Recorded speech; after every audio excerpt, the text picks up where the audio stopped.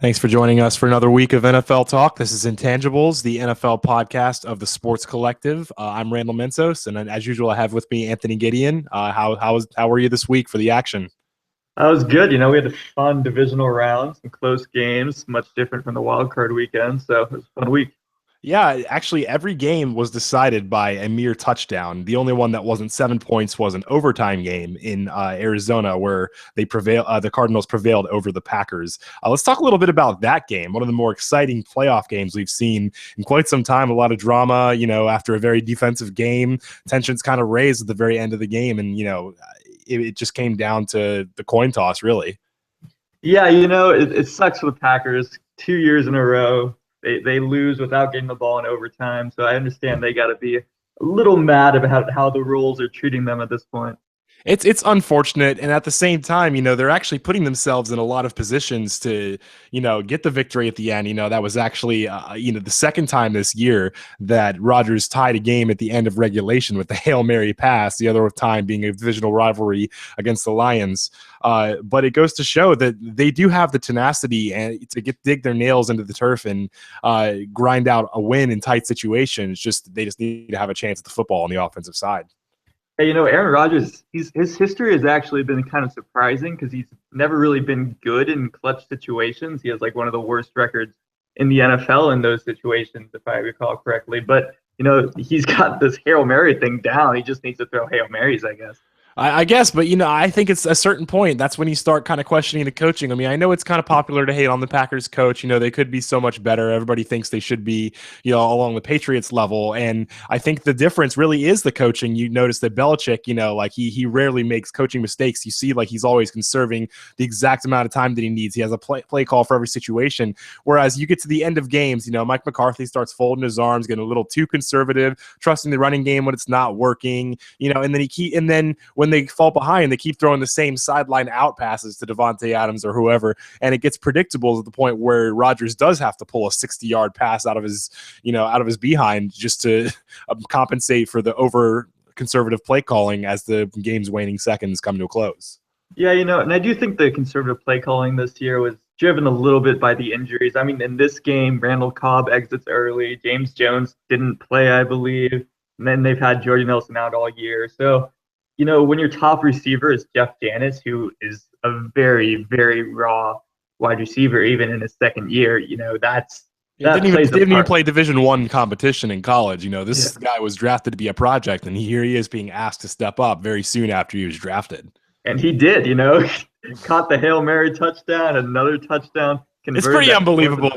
You almost kind of scratch your head wondering, like, how did that defense fall for that? Because at a certain point, he's smooth, very agile in space. I actually really liked him as a later round prospect, but you just don't expect him to be leaping over people in crucial moments of the game. I guess the willpower shows through strong in him, but still, they're having to rely on some weapons that they realize they've been kind of like blessed with Jordy Nelson's presence in previous years. And, it really takes a lot to do what Brady did at the beginning of his Super Bowl runs and actually turn, a stable of average weapons into competitiveness. That's not something you really see often unless you do have the right scheme to make those players succeed.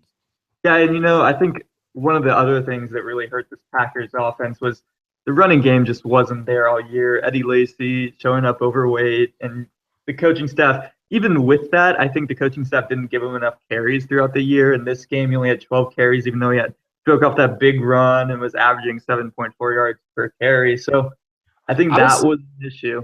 I was glad to see James Starks actually get a real opportunity, but unfortunately he wasn't able to do much with it. I guess he kind of confirmed their premonitions that he's more of like a reserve down, rotating on passing downs kind of back.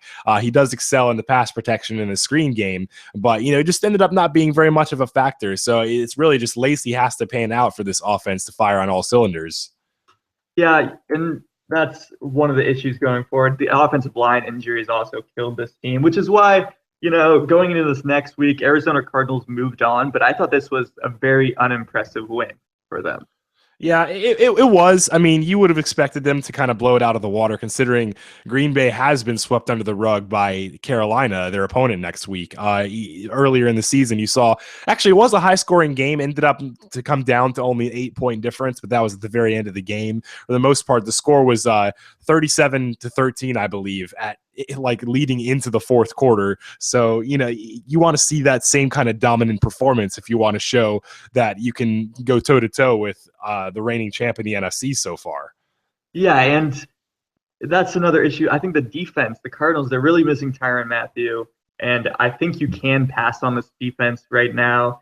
You've seen it the last couple weeks, even coming into this season, coming into the playoffs. So I'm a little worried about the Cardinals, and especially with Carson Palmer's play this past game. He threw a couple interceptions. He could have thrown a couple more, including that one late in the game to Sam Shields that Sam Shields just dropped, and that might have ended the game. And we might see the Packers in this conference championship if not for that play. Palmer seems to kind of drop and wilt under the discipline. I was actually kind of amazed he did make the play at the end of the game, because you're talking about, the end of like you're talking about an overtime when he's got a guy coming up to pressure him. I believe it was Kawan Short coming directly into his face. He finds a way to spin away from him, a 36-year-old quarterback with a 2 times shattered knee, actually performing a spin move and throwing across his body to Larry Fitzgerald for the 75-yard. I mean, these are ill-advised decisions that it just ended up working for him in the end, but I think it also secretly kind of shows the Achilles heel of Arizona, and it's that they can be a little too aggressive for their own good when they're not controlling the game entirely. Yeah, coming into this game, I thought David Johnson was going to be a bigger factor, and he wasn't. And I think that put a lot of pressure on Palmer. And I don't think he really lived up to that. And so that's something to watch for this upcoming game against the Panthers. That's true, but the superstars, they will always come big for you. And Larry Fitzgerald, after an historic performance in the playoffs back in 2009, the last time the Cardinals went, he's actually kind of putting the team on his back again, putting up big numbers. He had over 170 yards and 2 touchdowns in this game, and the older wide receiver is still a security blanket no matter who's passing him the ball, especially with Carson Palmer's resurgence this year. Yeah. Larry Fitzgerald has always been a big playoff factor, back then with Warner, and now even at his age, he can still do it. And that was a pretty amazing play at the end of the game. But, to be honest, as much as I like Aaron Rodgers, I'm surprised they made it that far and actually fought all the way to the end of regulation against the football team, which I think is more talented throughout at every level. But I'm honestly not surprised to see the Green Bay lost in this game. It's more surprising to me that they dragged it out as long as they did. Exactly. They definitely put up a bigger fight than you'd expect. And I think that reflects good on them, but as well as poorly on the Cardinals. Yep. Let's go ahead and talk about the other NFC matchup. You had Seattle playing in Carolina. Final score of 31-24. Carolina does it again. You kind of notice in the end of the season, they trailed off, weren't scoring as many points. Atlanta held them down to their lowest point total of the season and handed them their only loss toward the end. I honestly said, like in the podcast we did the week before, that a big part of this was them losing Jonathan Stewart to injury and not being able to maintain that identity of kind of controlling the game 4 yards at a time, 30 seconds off the clock at a time. They get him back, and you kind of see the results impact in a great way. They're back to scoring, in the upper 30s against one of the toughest defenses in the NFL, especially one that came on strong toward the end of the year. Was this a really definitive performance for that Carolina Panthers offense for you, Anthony? Yeah, I was very impressed with Carolina on both sides of the ball. Even though the score looked close at the end, it was never that close. The Seahawks, people say Seahawks could have came back and won it, but in my mind, Seahawks, they weren't close at all. This was a blowout until Carolina just decided to run out the clock. And that's really what was impressive for me. I mean, Stewart, like you mentioned, was running the ball with ease in the first half. He had over 100 yards, 2 touchdowns in this game. Cam Newton, the offensive line has been impressive. Mike Shula, the offensive coordinator, has done a great job with a sort of patchwork offensive line that we thought we were going to have questions about this year, with Michael O'Hare protecting the blind side. So I was very impressed with this one. I was absolutely too, and I think it kind of shows that they've actually been getting the most out of their talent. You see players that were not really high-profile draft picks like Kawan Short, still consistently getting pressure, and that's really affecting the game. Short finding ways to get in the backfield and penetrate in this game actually had a huge impact on Russell Wilson's terrible first half. In fact, Russell Wilson's first interception was off of a Kawan Short pressure. I believe that Russell Wilson got sacked twice by Kawan Short in the first half. It was a very impressive performance by him. You see Trey Turner, as you mentioned, the offensive line, really kind of growing into his own and showing that he can be a mauler on the interior, blowing open holes in the A and B gap for Jonathan Stewart running inside. And I just really think they're coming to understand what their identity is, coming to understand what their strong points are. And it doesn't matter how the opposing team seems to address them. Carolina tends to consistently play Carolina football and really just choke you out to the final whistle. Exactly, and that's what we saw in this game. I mean, there are some criticisms of the second half play calling on the defense side of the ball for the Panthers, but in my mind, that's how you play. You play when a team is behind like that and they're playing high variance ball, going for fake punts in those situations. You got to lower your variance and play simple to just run out the clock, and they did that to perfection. It was close on the scoreboard, but a minute left, and they needed a field goal and onside kick. Seattle did to come within, and then they still needed a touchdown to tie it at the end of the game. So it was an impressive victory for the Panthers.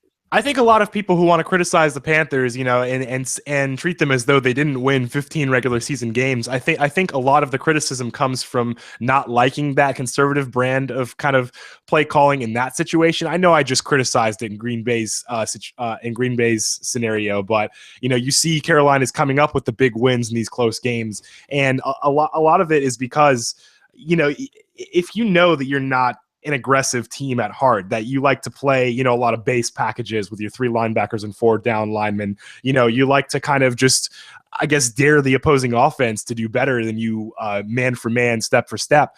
I think if you're too aggressive and you're that kind of defense, you end up giving up big plays and quick scores uncharacteristically, and that's how you really lose the flow of the game. And that's what I see when I look at Arizona. A lot of people say that Arizona's aggressiveness is what makes them so good, and that while that's true, you have to have the personnel to do that. I think in Ron Rivera's place, he understands that it's more about kind of playing fundamentals, limiting the amount of space on the field that a play can be made. And the kind of playmakers he has, you can get a lot of splash plays in between that. But, as it stands, I just think it's smart for them to kind of play that way and not risk a bigger thing happening. Because by the time Seattle caught up and was within a score, there were 2 minutes left in the game. It was almost a forced issue at that point. Exactly. It was the game was never really in doubt. You would have needed you would need an onside kick and then have to drive the field in less than a minute left without any timeouts to even tie that game. So it wasn't close. People acting like it was to try to denigrate the Panthers win a little bit. It seems a little silly to me. So I really like this team. I really like the win. Seahawks were coming off. The Seahawks a couple of weeks ago just blew out the Cardinals, who are now going to be playing the Panthers in the championship game. So it was a very impressive win to me. Yeah, I think the most important thing to draw from this is Carolina went toe-to-toe with another defensive, run the football down your throat kind of team and proved that anything you can do, I can do better. And that's really been the story of the Carolina Panthers. You go back to the end of the season and you saw New Orleans actually putting up a good amount of points against them in the Superdome, and Carolina was able to prevail by playing a better shootout than Drew Brees. It doesn't seem to matter what kind of game style you throw at them. They're pretty reflexive in the way that they can handle it and answer anything good that you do on offense. And it's really daunting to try to make things happen against that Carolina defense. Even it comes down to the playmakers they have. Josh Norman still continuing to shut down opposing wide receivers. Doug Baldwin, who's been exploding lately, wasn't much of a factor in that game. You see Luke Kuechly, he had the pick 6. Like in the playoffs, doesn't seem to matter the level of the stage. He's always on his game and always around the football. Like I mentioned before, Kawan Short. They just have playmakers throughout the team that are staying true to the team culture, and you're seeing them just play really cohesively right now. They look pretty unbeatable to me. Yeah, and I will do a little preview. We're going to talk about it later, but I'm definitely going to pick them to beat the Cardinals this upcoming week because I really like this team. Like you mentioned, complete team, and they can just beat you in so many different ways. Yeah, absolutely. We'll touch on that a little bit later. Let's head over to the AFC matchups. It becomes more and more apparent every single time he proves the doubters wrong.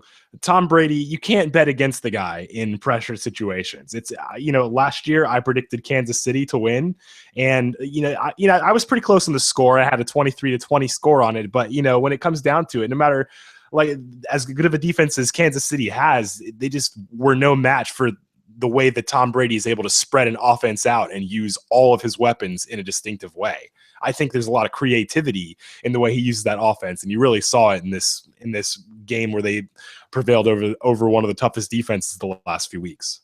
Yeah, and what's really scary about this for other teams is the Patriots offense wasn't really firing on all cylinders this game. Tom Brady was missing a few passes. Edelman had some drops. I believe the Patriots wide receivers dropped 6 passes in total, and they still put up 27 points against what I thought coming in was at least a top 3 defense, especially in the playoffs. So it was a very impressive performance on the opposite side of the ball. Tom Brady in the playoffs, it's just he's almost unstoppable. And really, another game that never really was close. I mean, they pulled ahead to a 2-score lead pretty early and maintained that up until the game started reaching a close. Kind of took advantage of kind of the weakness of Alex Smith in that he does not play very well from behind in the sense that he doesn't have a lot of quick scoring potential. He needs to take time off the clock, control time of possession. It gives him more time to space it out and not feel rushed into a decision. And, they kind of backed him into a corner by saying, well, your defense isn't here to save you now. Can you put up 27 points against us? And he wasn't able to come through. Yeah, I really thought it was an impressive performance by Alex Smith, though. I thought missing Jeremy Maclin, who's been his number 1 target all year. Maclin played a little bit, but he was injured and hobbled and could barely run routes at that point. So, and he put up 20 points. Obviously, it wasn't as close as his final score looked, but they had an onside. They had the same opportunity that the Seahawks did coming into the end of the game. So, considering running game wasn't there as well, it was an okay performance against a pretty tough defense in the New England Patriots. Yeah, and I think it's to the point where Brady knows his weapons well enough. He's had Edelman for several years. He's had Amendola off and on for several years. I know the injury bug's been there, but they've spent a lot of off seasons together. He's become very comfortable with Rob Gronkowski, who came into his own the past few years as one of the league's most threatening weapons. They still have a very, very good offense, and I don't even think it's really underrated any longer. I think people are beginning to recognize that it's just a well-oiled machine that functions on timing and precision to a greater extent than a lot of other offenses in the NFL. You don't really see Tom Brady throw a whole lot of jump balls or 50-50 chances. Everything is exactly synchronized. Everything is choreographed, and everything is fluid to the point where they could do it in the dark in their sleep, and defenses are going to have to run routes for the receivers if they want to stop it. Yeah, I think my favorite article I read for the NFL this season was the article on Tom Brady playing catch with guys. And you'd think it's just a regular game of catch, but it's intense. Where if Brady, I remember reading about Tony Gonzalez was playing catch with Brady, and Brady throws a good pass, hits Gonzalez in the chest, and he's excited. But then he comes back to Brady, and Brady's pissed off because he didn't lead him enough to get the extra yardage. And that's the kind of precision that you're talking about that Brady has, and is so, pursuing that daily, that tenacity to get that perfection. And like you said, that's how this offense runs.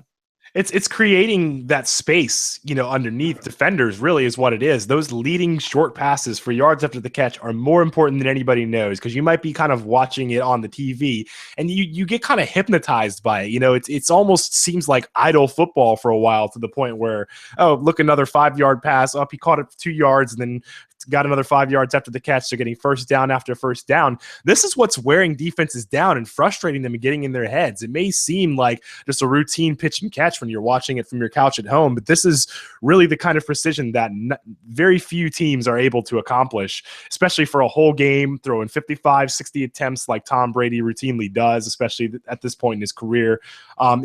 They keep alive the West Coast mentality of kind of throwing it short to create a running game. And it's maddening because teams still don't really have an answer for it. It's very hard to defend if you can do it that well. Yeah, they don't even need a running game. I mean, in this game, the most carries were 6 by Steven Jackson and Tom Brady. So they're tied for the most carries. So it's not like they need a running game. They really like the screen, the screens out of the backfield and the little sweeps. to James White, but this runs off Tom Brady's arm, and with Tom Brady, like, can you blame them? They don't need to run the ball. They really don't. I mean, it's surprising the amount of stamina he has, even someone at his age. You'd think he'd start, missing a couple here and there, but I think they kind of do it just to like almost snub teams for kind of touting themselves being tough in run defense, tough in the trenches. They're like, all right, you can focus all your energy in the middle of the field. We'll spread you out. And you look at Tom Brady's game logs. Against Buffalo, he had 59 attempts. Against the New York Jets, when they were playing really well at the beginning of the season, he had 54 attempts and won that game. You see 56 attempts on Philadelphia, another team that kind of prides themselves on stopping the run. It's almost like the more you want to stop the run, the more they dare you to play outside your comfort zone. And that's exactly why Brady puts pressure on so many teams.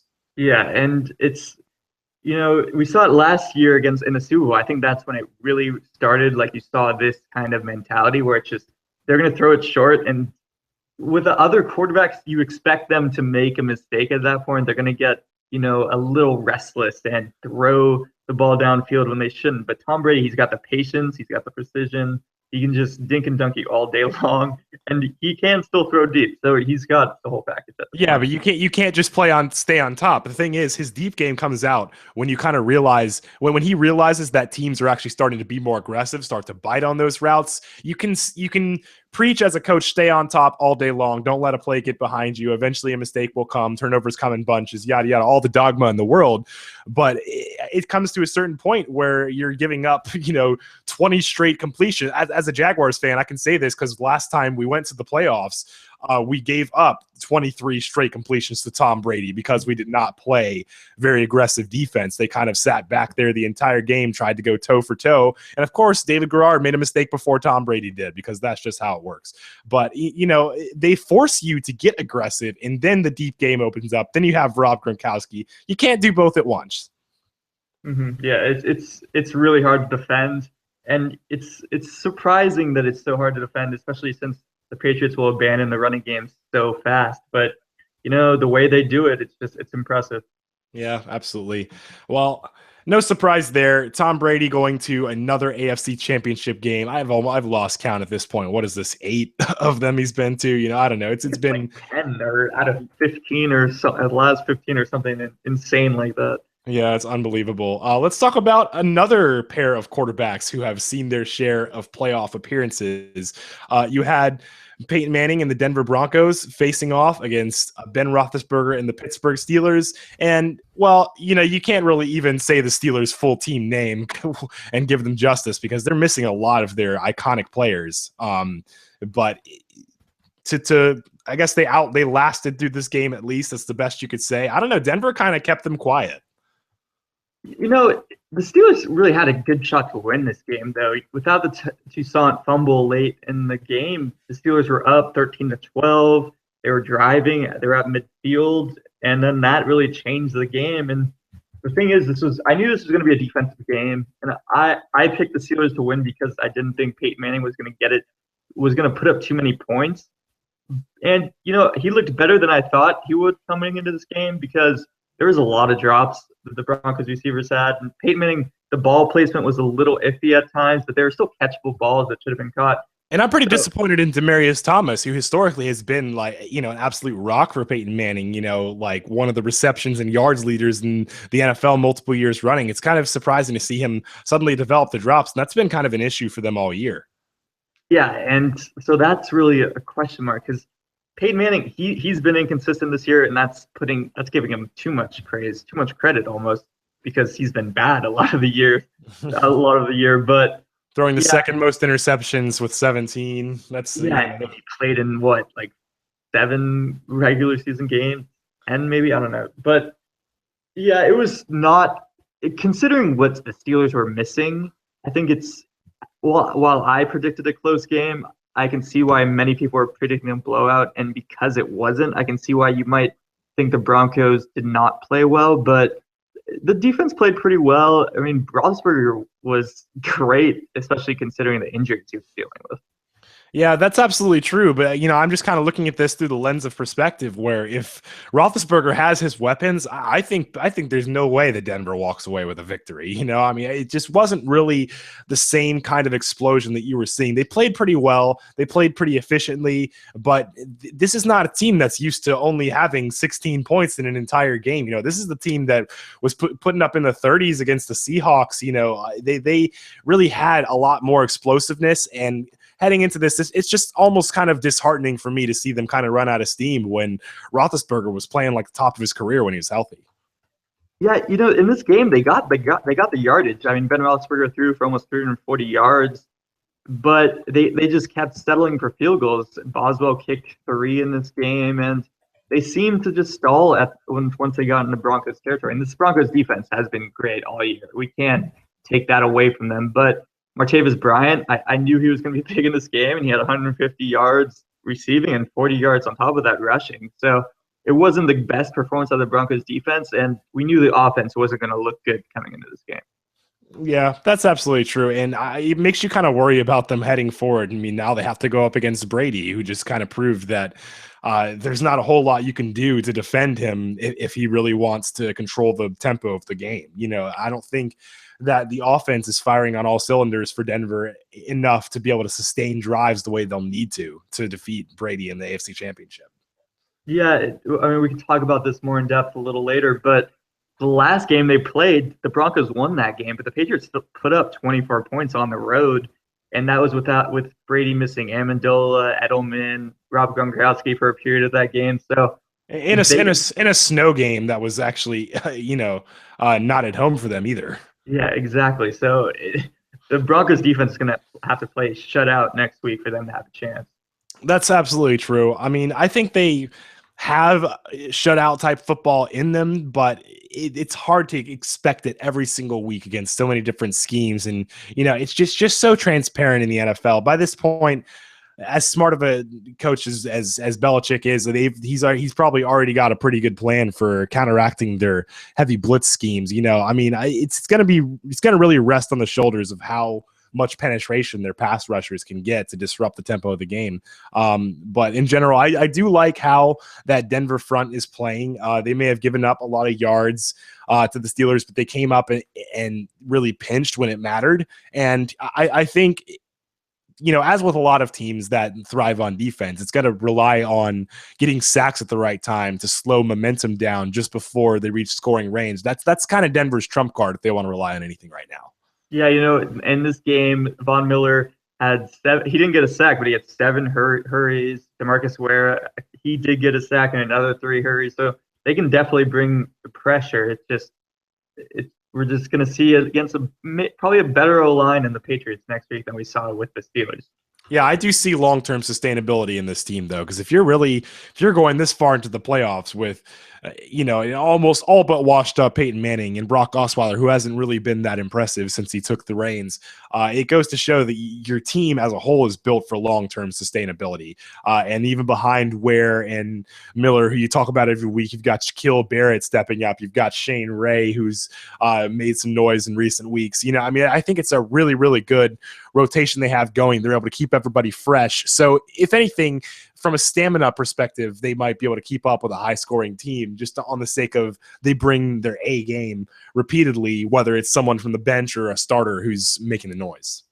Yeah, they've got talent at all the levels of the defense. So, again, I thought this was the best defense in the league coming into the playoffs, and I still think it is. It's just with the offense, you need to be better than number one, Yeah, almost, especially because number one right now is New England.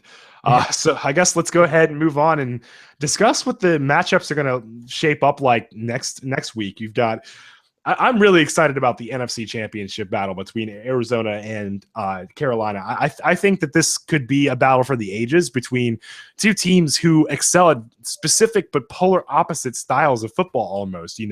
Carolina with the steady yards and winning in terms of field position, getting the timely turnovers and everything. Arizona just with the high-flying explosiveness, the fact that everybody's a playmaker. When somebody intercepts the ball, they look like a running back. When, Carson Palmer chucks it up, one of his 4 guys is going to come up with that leaping fingertip interception. It's basically smash versus flash, and I just really like the implications of this one. Yeah, if I was in Vegas, I'd put a lot of money on the Panthers in this game because I don't, again, after coming off their last week and then the Cardinals' last regular season game against Seattle, they've looked like an average team at best to me. So I don't think they're firing on all cylinders right now. I think the Panthers still are. So I really think the Panthers are going to win this game big. I don't know about that. I mean, the Cardinals have definitely hit some low points in the season and bounced back in a big way with, 40-point scoring outings. I don't think they're a team that you can't just put baby in the corner and just like keep him crying over there, because eventually like they're going to come out and surprise you with how quickly they can put up points. This is a team that you can't sleep on. And while I'm not necessarily saying that Carolina is sleeping, what I'm saying is they can consistently reinvent themselves in a way that they're not always attacking you the same way. Because early on in the season, it was mostly, like hitting Larry Fitzgerald on third downs, feeding him with so many targets because it was hard to match up with him, whether it was a linebacker who was too slow or a cornerback who wasn't big or savvy enough. And then when they started slowing that down, then they opened up the deep game, throwing to John Brown a little bit more. At times they were running with Chris Johnson. He went down. They found a role for David Johnson in the return game, catching passes and turning them into big breakaways. I just think they have so many ways to attack you that sooner or later they're going to put up some points. It's just about putting up more points for the most part when you try to face Arians in Arizona. Yeah, I think my biggest question with the Cardinals right now is defensive pressure, because I feel like they haven't, against the Packers O-line, which has just been a mess all year. They had, I think, their backup center playing left tackle last game. But so that was a mess, and they got a little pressure, but they only brought down Aaron Rodgers once. It wasn't like a spectacular defensive pass rushing, game for them. So against the Panthers offensive line, which has played well all year, and you saw them really really pass protect against the Seahawks very well, and stopping those. They're, great pass rushers, and Michael Bennett and Bruce Irvin and all those guys. I just don't know if they're going to get pressure on Cam Newton. And if you don't get pressure on Cam Newton, he can beat you in so many different ways. He can beat you deep with Ted Ginn. He can beat you across the middle with Greg Olsen. And he can beat you with his rushing ability if you play man and turn your back to him. So I think that's going to be the biggest issue, and why I think they're not going to be able to stop the Panthers offense. And I do think the Panthers defense is strong enough to take away Larry Fitzgerald in the middle of the field. And I think Josh Norman can handle Michael Floyd and John Brown, whoever they put on him on the outside. So I do think the Panthers are going to win this game pretty big. Yeah, I think that the ability of Carolina to kind of elevate themselves over Seattle, I think scheme had something to do with that. We kind of discussed this last week, how Cam Newton matches up really well with the Carolina Panthers because he likes to throw it up the seam and between that safety and corners deep zones in the cover three, like it splits right between those thirds of the field that they're sharing. And how he also just really thrives against defenses that kind of back off and they play tight in the box, but kind of back off in the secondary. I think that really played to Cam Newton's strengths, whereas the Arizona Cardinals actually can tighten up the strings anywhere on the field. And I think their ability to play pressure everywhere is going to present some new challenges that I don't think Cam Newton is used to. He's seen pressure defenses, but some of the more lower rung ones, like facing New Orleans twice. In some aspects, he thrives under the element of the blitz, but if you pair the blitz with the kind of tight man-to-man coverage that Arizona is capable of playing, and that they do play when they face subpar receiving cores, most of whom they've beaten bad this year. I think that they're a good matchup in the sense they're going to force Cam Newton to make that perfect throw. It's not going to be just kind of taking what he can because he can take it like it usually is. Yeah, but I don't know. I just see, without Tyrann Mathieu, I think this secondary is a little overrated. Patrick Peterson, he's been playing pretty well this year, but he's a guy that he can be beaten on the outside. He can give up big plays at times. And I think Ted Ginn, even though we talk about Ted Ginn as just like an average guy and how Cam is making him look better, Ted Ginn could still fly out there. So I could easily see Ted Ginn getting a long touchdown in here. And then I I don't can see. easily see Ted Ginn getting bullied in this game, though, because Patrick Peterson isn't just like, I know he has kind of weaknesses when it comes to getting beat deep. For me, that's usually when he's up against a receiver who can deal with his strength and actually is able to beat his press coverage at the line. That's when he usually gets beat. Because if he's like, if he is the imposing force and kind of controlling that point of attack, I think that he's a lot more successful. I think he can do that with Ginn. Yeah, but that could happen. But they also could line Ginn off the ball and just let him run right by him. So again, and that's not really the only issue. I think Greg Olsen is another big matchup problem for this Cardinals defense because without Tyrann Mathieu, who's going to cover him? They really don't have a guy that can shut down a great tight end like Greg Olsen. That is true. I think a lot of that has to do with, Daryl Washington not being a reliable asset for this football team, because you talk about Daryl Washington at middle linebacker and his coverage ability kind of shutting down the middle of the field. That really completes this defense for me. Without him, yeah, they are kind of relying on their finesse a little bit, and they might get banged around by a bigger receiver. But the bigger part of the reason why I think they could make this game interesting and not a blowout like you seem to think is the fact that they can match just about anything Carolina does on their side of the ball. I don't think they're going to have as much trouble moving the ball against Carolina as a lot of teams do. And that's not to say, I still predict Carolina to win. Don't get me wrong. I think they're the more complete football team, but they're going to have to grind one out just like they have. They haven't really been blowing out teams. We mentioned Green Bay. We mentioned last week where Seattle was down 31-0 at the half. They're conservative in a way that I don't really see a blowout actually happening in this case when you have a team that can attack in so many ways. I just think it's going to come down to Palmer is going to make that one big mistake at the end of the game, whereas the Panthers are controlling the game, so controlling the clock and controlling the possession of football so well, they're just not making mistakes. I think that's what it's going to come down to. Yeah, so how are you going to pick it? That's my question. I guess I want to say it's going to end up being high scoring, just because both teams have too much swagger to allow one team to get too far ahead. I think it's going to end up being a 38-31 victory by Carolina. Yeah, see, I have a close score for Carolina. I have them winning 34-17. All right, we'll see if that happens. I think that Arizona's got a little more fight in them than that, but in the end, as I've been saying all year, their aggressiveness is their Achilles heel. It's why I ranked them number 3 behind Carolina and New England in my power rankings a couple weeks ago, and I still think that holds true today. They almost lost it against Green Bay, and I think it's very unlikely they're going to pull it out in the end against Carolina. Yeah, I had them a lot lower than you did when we did the power rankings a couple of weeks ago. I had them like a 7th or 8th or something. But so what you're saying is they've yet to kind of prove you wrong, even though they've gotten this far. I think I've been more disappointed of them since that ranking. They got blown out by the Seahawks. They just barely beat the Packers. So I have them in the same sort of range. So I think a team like Carolina, who you had them number 1. I still have them number 2, I think, but Carolina should and will beat them big. All right. So let's go ahead and move on to the other matchup, New England at Denver.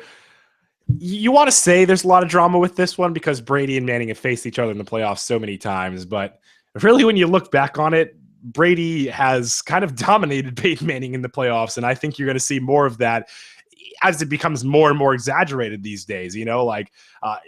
Even since 2007, Brady has less weapons now than he had then, and he's still kind of putting up almost the same numbers, not quite. And, in the meanwhile, Peyton Manning is, the interceptions leader until the last weeks of the season when Blake Bortles passes him with 18. You just see one moving and trending upward and still kind of like striving for more perfection, while the other one seems not to be able to get a grasp on what he once was. So I think this could actually end up being kind of this probably won't be a very feel good game to watch. You're going to see something very disappointing if you sympathize with Peyton Manning.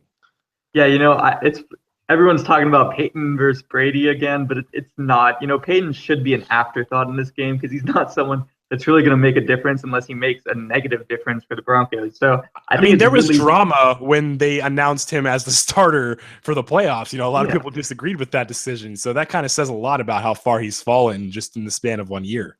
Exactly. The real storyline of this game is Brady versus that Broncos defense, which has been the best defense in the NFL this season. And Brady's put up 24 points a couple weeks ago in a much harder situation without Edelman, without Amendola, like I mentioned earlier.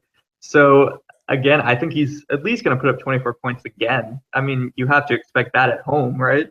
Right. I definitely think that the fact that Denver's at home really helps their case for making a game out of this one. Because if this was in Gillette State, forget about it. I mean, there's no way that they would stop Tom Brady from putting up 35 and just walking to his home crowd like, what's up? I did it again. You know what I mean? I think it's a battle of wills, and I think the fact that Denver has it at home is going to create a little bit of adversity for the situation. But then again, talking about Tom Brady, it could easily backfire and be an ugly home loss. So I don't know. You hate to say this, just 2 years removed from that awfully disappointing, loss to Seattle 43-8 and 2 Super Bowls ago. And then ironically, New England beat Seattle last year. That gives you a gauge of reference enough on its own to show how this AFC Championship game should probably go.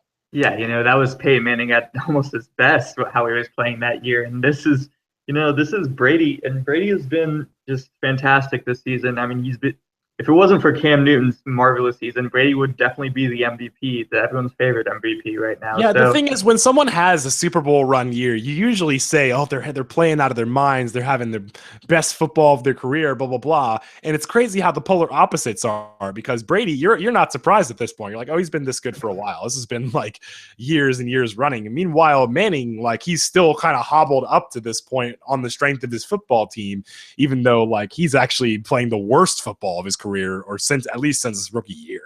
Yeah, it's been awful. So that's why I don't expect this game to be close either. I think it's going to be a pretty boring conference championship week, and I think I'm picking it New England 28, Denver 13.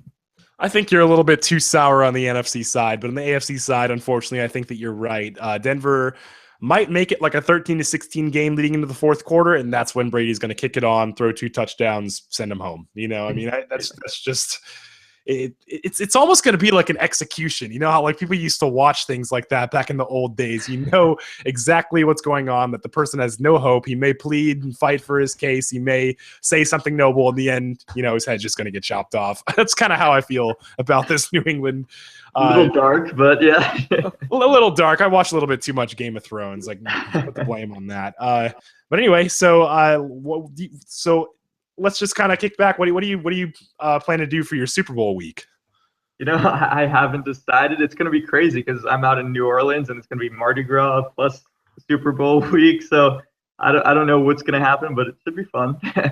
Yeah, that's kind of inefficient for them that the week is the same week. I mean, but maybe it's killing 2 parties with 1 stone. I don't know. For me, I'm having the house party, that I have kind of been afraid to put on the past couple of years. I'm kind of excited to have some people over and, make a bunch of party food and just kind of make it happen. So this will be a good Super Bowl to watch. I think New England, Carolina, as we both predicted to be, we've seen it in the Super Bowl before, and it was a very close defensive matchup. I know it's a little early to make, hunches and guesstimates of how it would go, but I think it'll be another tight defensive game that goes to the final seconds. Every Patriots Super Bowl ends up that way anyway. Yeah, I think it's going to be a really good game if those are the 2 teams, because those are my teams. There, I have number 1 and number 2, and I've had it that way since really early in the season. So that should be a great matchup if we end up getting it. Lends to our credibility. Let's cross our fingers that we're right, and we're we did pick the same teams. Putting our eggs in the right basket. That rarely happens. I think we often kind of differ in our picks, but I guess you only have 2 to hit on. It makes limits your chances of differing in opinion. Yeah.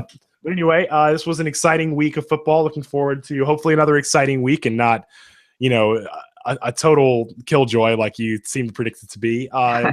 I guess we'll be discussing next week when we see if we were right about these NFC championship games. And hopefully we are. We'll go ahead and sign off. Thanks for tuning in to Intangibles again for another week. We'll see you next week. I'm Randall. This is Anthony, and we'll see you next week.